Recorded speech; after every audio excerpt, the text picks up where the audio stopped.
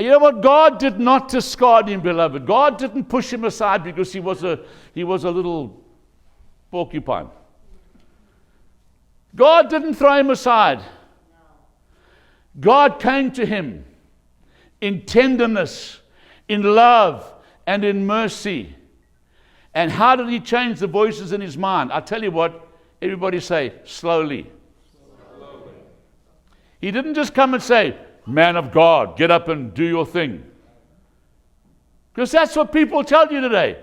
You're a man of God and you're sick. What's wrong with you?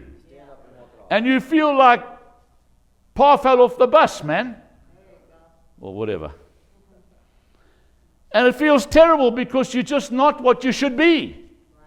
But God doesn't treat him that way. God comes to him tenderly, gives him a prophetic vision. You're a mighty man of valor. And then takes time to put him back together.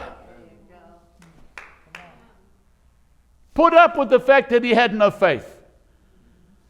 Put up with the fact that he didn't think he could.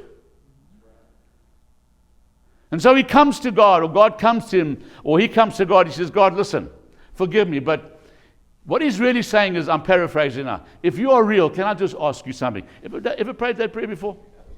Especially when you're unsaved. God, if this is you, then... So he comes to him and he says, God, look,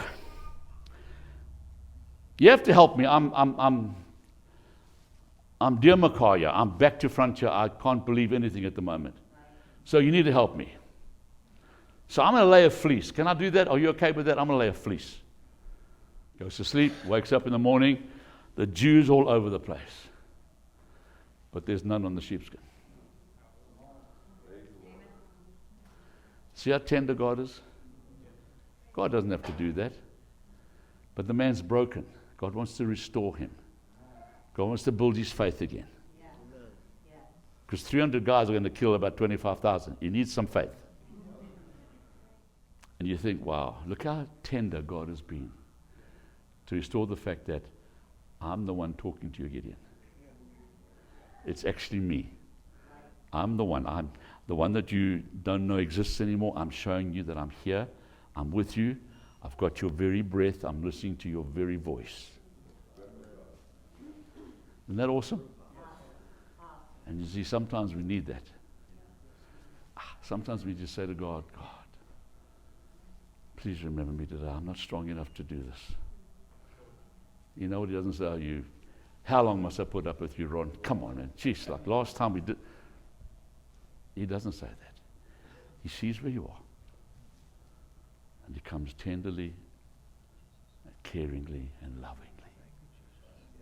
And he starts to rebuild you again.